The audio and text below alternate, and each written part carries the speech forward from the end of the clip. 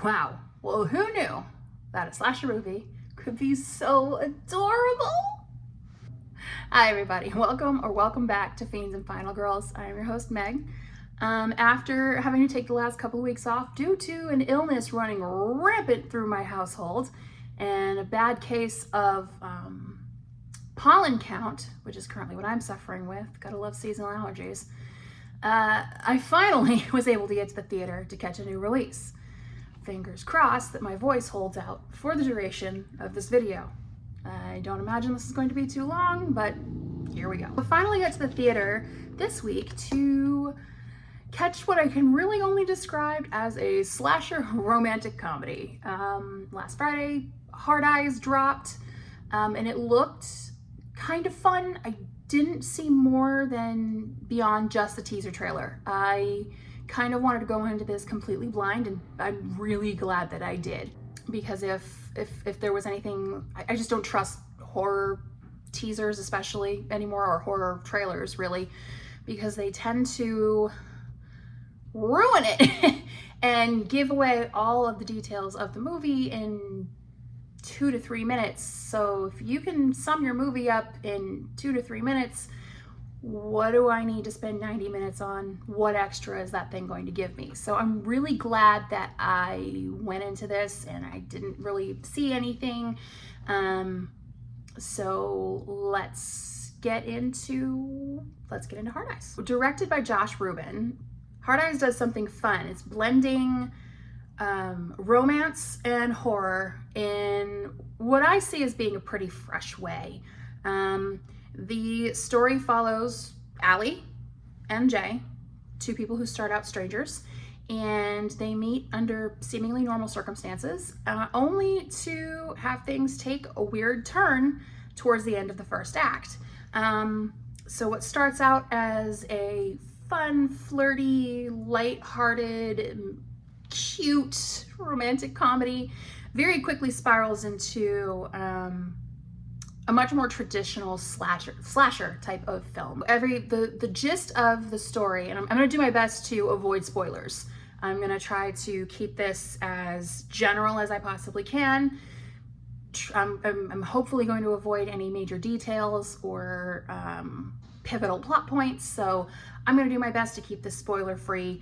Again, I don't know what your definition of a spoiler is, so I will still say proceed with caution so that I don't get screamed at on YouTube. So let's keep going. So we open with the story of every Valentine's Day for the last several years. There has been a spree of murders through major cities across the country. It's one day, but it's multiple victims in any given place. It's featured as what's highlighted are the killings in Boston and in Philly, and this year the killer's hunting ground becomes Seattle, Washington. It made his way to the West Coast. The media has named the killer the Hard Eyes Killer, or HEK for short, because we do love our acronyms so much. And this maniac uses a twisted array of Cupid and Valentine's themed weapons whilst he's hunting. It is a traditional slasher with pokey slashy stabby things. My personal favorite that he had, and I don't think this is a spoiler because we kind of know what to expect with a slasher film, is he has this little handheld mini spear gun that shoots heart-shaped metal arrows out of it. It's so cute. It's so cute. Hard Eyes stars Olivia Holt and the very handsome Mason Gooding, who we have seen before in Scream 5 and 6. They do have some solid chemistry. I like how the two play off of each other. There's a sweetness to both of them. There's a bit of a magic there. They work really well together, and that's what helps that's what makes the early part of the film super engaging, but it's also what hooks you into these characters so that by the time the mayhem starts, you're rooting for them. I'm pretty sure I fell in love with Mason Gooding by the end of this movie. Don't tell my husband, but just the character of Jay Simmons that he portrays he is so sweet and kinda dorky, even though he's supposed to be this very handsome marketing kind of guru guy. He still comes across with that real sweet golden retriever energy that really plays to my personal sensibilities. I would definitely say this is, that's the best way I can describe this in romance tropes. We have either like the black cat golden retriever combination, or we have our grumpy cinnamon roll little ray of sunshine combination going on. So if you are in the romance or book talk space, you'll know exactly what I'm talking about. There are also the supporting performances are played by Gigi Zimbardo, who plays Allie's friend Monica. Devon Sawa and Jordana Brewster show up as nods to just pulling in like the horror legends. I appreciated there's a couple of Fast and Furious nods in the film, having Jordana Brewster there, who actually stars in the Fast and Furious franchise, or at least early on. I'm not 100% sure. I haven't watched a Fast and Furious film since Tokyo Drift came out, so that's aging me quite a lot. The one that we're following most is Allie, played by Olivia Holt. She is our main focus, our main protagonist in this. Again, traditional slasher, gotta have our final girl heroine type. And so we're following her through what should seem fairly boring as a standard work day, and she works in advertising, which again is a bit cliche, but we're gonna go with it because of reasons I'll get into a bit later. We have a meet cute, and we meet Jay Simmons, and we're gonna get into this whole thing. And they're not a couple. They go on a work dinner, and that is when the chaos ensues with the Hard Eyes Killer.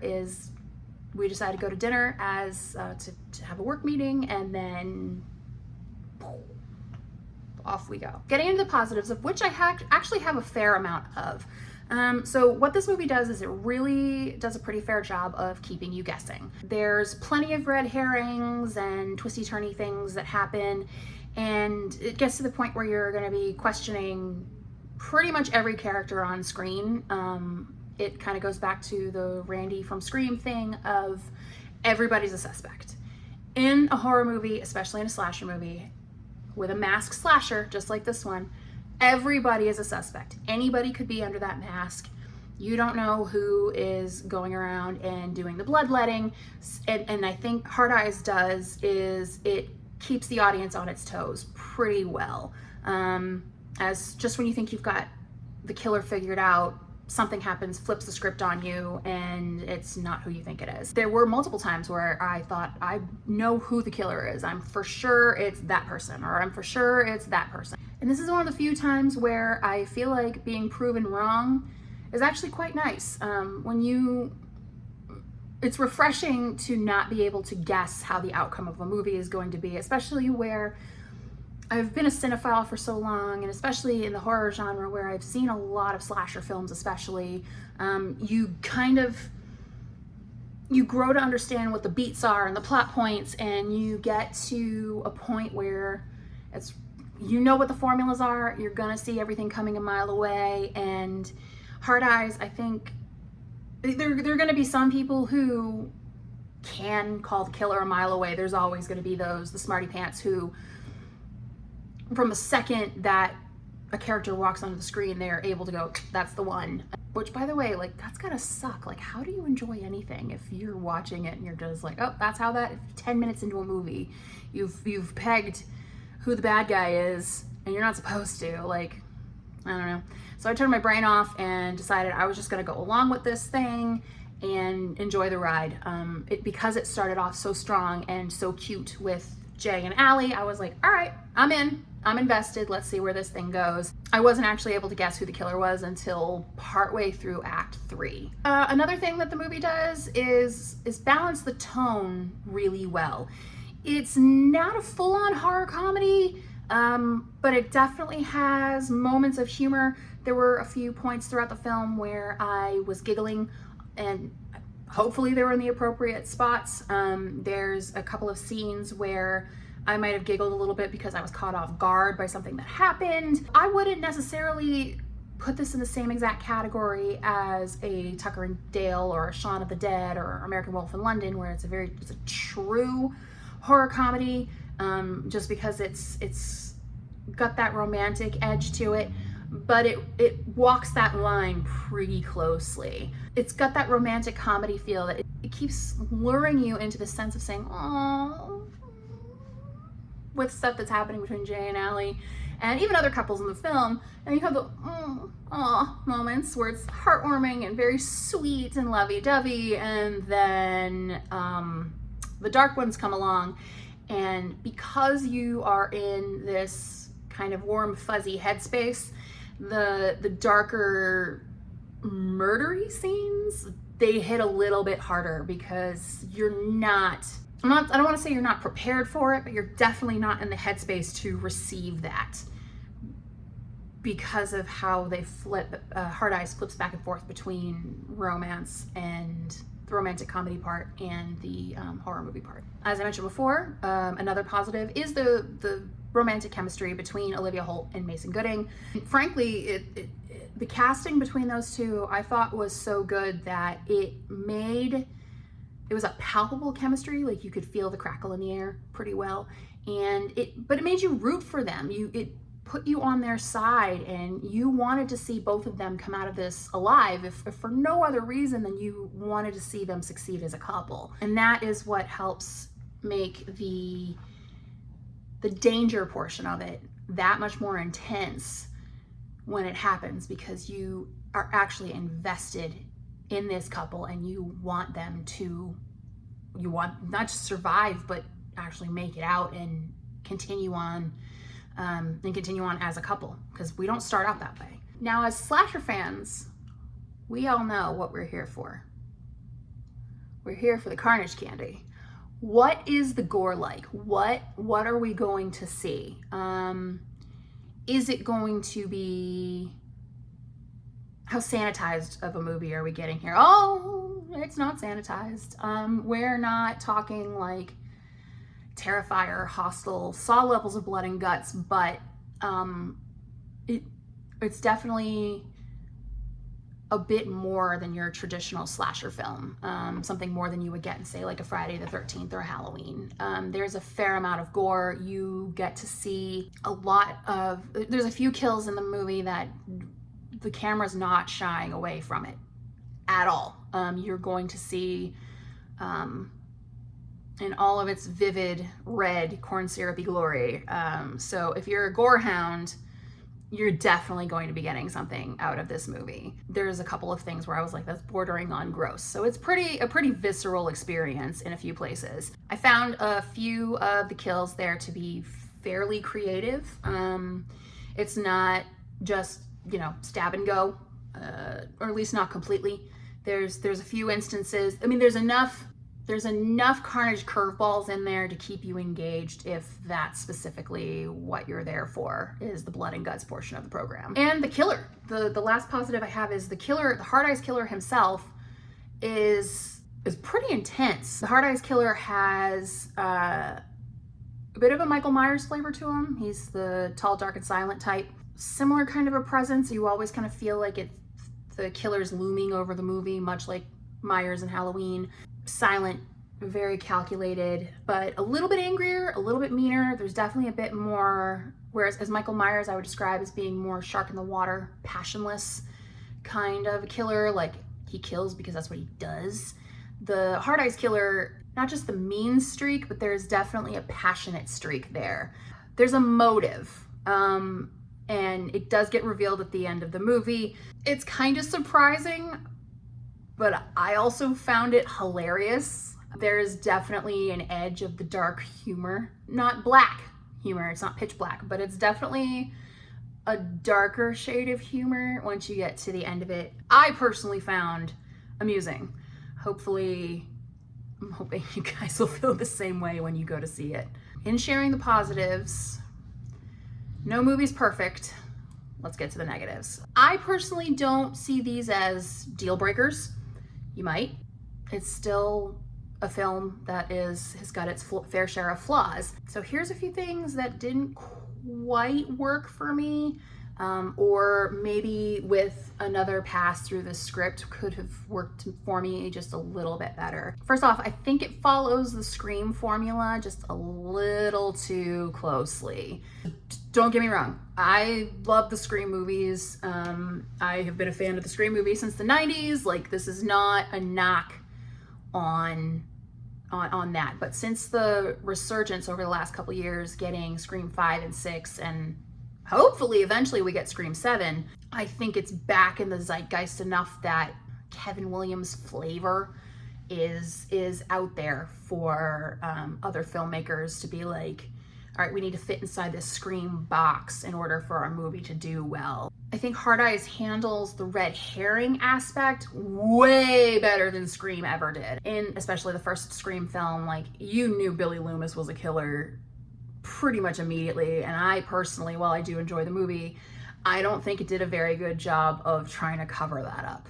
I know that the big reveal for Scream 1 was that there was 2 of them, and it was Stu was really the big surprise, but I still was like, we're not doing a very good job of throwing the audience off the scent for pretty much anything. Hard Eyes might handle the red herring thing a lot better than Scream did, or does, because we're still waiting on a 7th movie. It's still going. I do feel like if you're familiar with like a whodunit type of a slasher movie, there's going to be a lot of beats in this thing. They're going to feel very familiar. You're going to pick up on the formula pretty quickly. And then Hard Eyes commits one of my personal cardinal sins. One of the things that drives me absolutely banana sandwich is the endgame exposition dump. And this is the thing, and again, I'm kind of comparing Hard Eyes with Scream because of it's essentially following that Scream formula. I hate with a fiery passion, deep within my guts, an endgame exposition dump. I understand the purpose because this is a film, not a novel, and to a point, like, things need to be discussed in a way. But for me, that endgame exposition dump grinds when it happens in any movie, grinds it to an absolute halt for however long that thing goes on for. I don't need to hear, I'm gonna borrow from Syndrome here. It's like, you sly dog, you got me monologuing. I don't need to hear the monologue. I don't need it. I don't need it. I don't want it. I don't need my antagonist to describe every single detail of why they decided to do things. Like, sometimes a motive can be boiled down into a very simple method, or if you just trust your audience, to watch the film and you're doing a good job of dropping breadcrumbs throughout the entire movie, you should be able to trust them to put a lot of those pieces together. And then your job as a storyteller, as a screenwriter, is to put a little ribbon on it and be done. I hate it. And in any movie it happens in, it just turns me off completely. If it goes on too long, you've lost me. I'm done.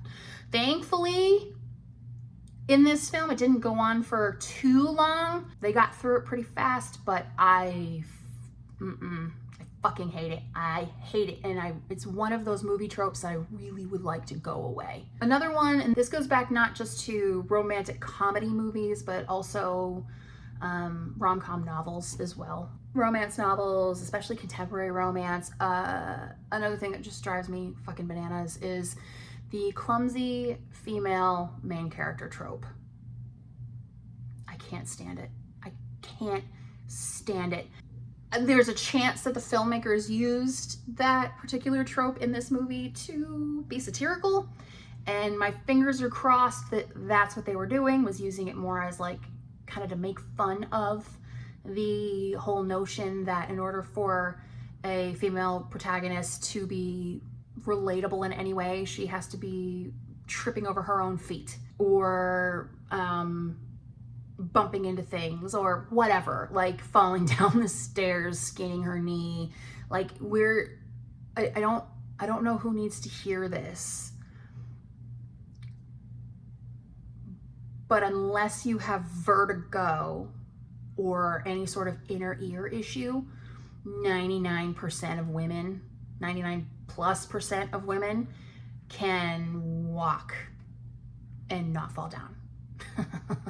A lot of us can bend over and pick something up without bonking our head on a countertop or bumping into somebody on the sidewalk or whatever. Like it's a cliche for a reason.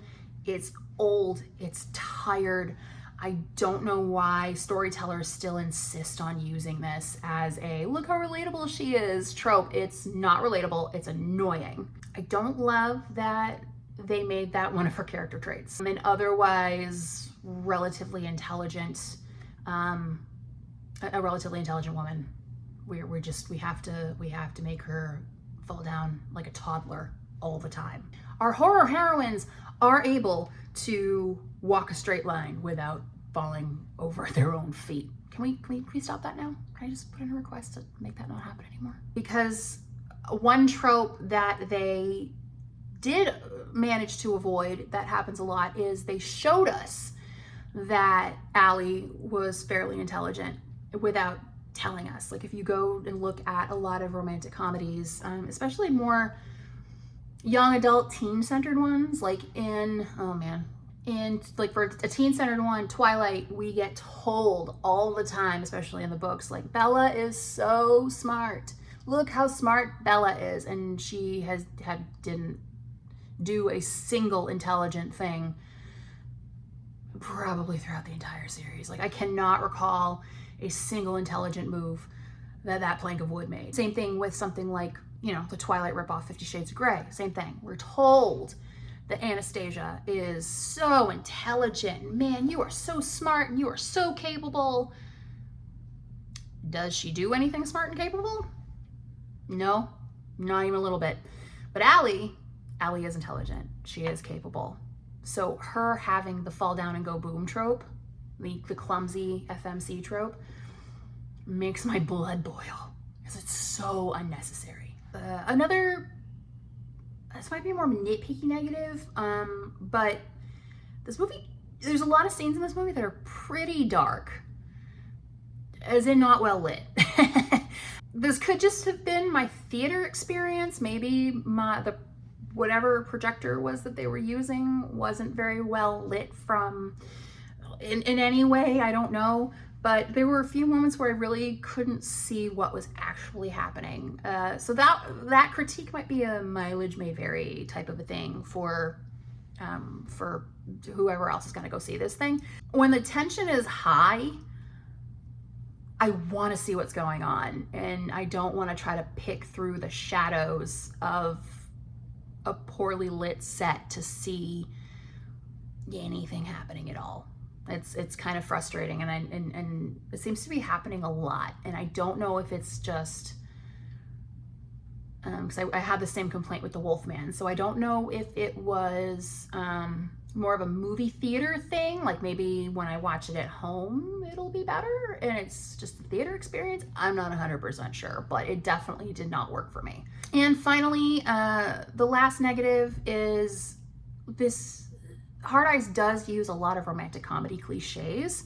The meet cute part at the beginning is absolutely adorable. It is so cute how Jay and Allie meet and how things sort of roll with the building of their relationship and that sort of a thing. But if you don't like insta love or dealing with, there's somebody damaged from a recent breakup and that is a crux of an issue in the building of this new relationship, or my personal favorite is communication-based misunderstandings. We're adults. Why? If any of those sorts of things kind of bother you, then be prepared, because this movie hits a lot of them, a lot of rom-com tropes. I guess at least they didn't go full enemies to lovers. They didn't do the there's only one bed in the hotel room trope. Thankfully, there were things that personally are played out for me that were not a part of this film experience. But there were just enough of them that I noticed. Like one or two, maybe I can kind of be like, all right, let it go. But after that, can we not, like the communication-based misunderstanding thing? That one, no. Can we be grown-ups, please? Can we be grown-ups? Like, it's not a teen thing. Like, these are people in their 30s. Ugh, help me. This could have potentially been for the sake of satire, because there is definitely a satirical streak running through the entire runtime of this film. And if that's the case, then great, but potentially, I think maybe we could have, it didn't land 100% for me. I think yeah, there was satire there. It didn't quite stick the landing. I mean, critics have had mixed reactions to this thing. Some are liking the unique mix of genres. There are others that feel like that Hard Eyes leans too heavily into very trope-specific things for both slashers and for romantic comedies. The one thing I can tell you is if you like some stylish or creative kills, or you're looking for kind of some silly, campy fun, or maybe you enjoy the whodunit portion of the program and you can kind of go along with this, then Hard Eyes might be right up your alley. Overall, for me though, I do feel like Hard Eyes does a pretty good job of blending those genres together. It smoothly waffles between giving the audience the warm fuzzies with appealing to the gore hounds, with adding a little bit of tension and suspense, and just enough romance for this to be a damn near perfect Valentine's Day film. It kicks off strong in the beginning. There's definitely a good hook at the beginning to get the audience involved, and then it maintains a solid pace all the way through to the end credits. Outside of the little exposition dump at the end, there are very few lulls in the movie. I didn't find any spots where I was getting particularly bored. I wasn't getting bored, I wasn't losing interest. Like, even in the quiet moments, again, removing the exposition dump part, the breaks in the action and the more quiet moments ended up being more used for character and relationship development than anything else. So it was still, even though we weren't breakneck running from a killer, we still had something advancing the movie and the story along, which I appreciate, because a lot of times in films there's dead zones where we're just having a conversation, or we're watching Wendy Torrance open up a can of fruit cocktail, or we're watching Alice make a cup of coffee. In the end, I giggled, I swooned, I gasped. I actually had a ton of fun with this thing. It was a good time. It was a great way to spend a Monday afternoon after dealing with sick kids and everything else. Like, this really was a good time slasher movie. It's a solid 4 out of 5 skulls for me. I highly recommend it. If you can see it in theaters, go see it in theaters. It's worth the price of admission, and it's a super fun way to spend about an hour and a half of your time. Take a date.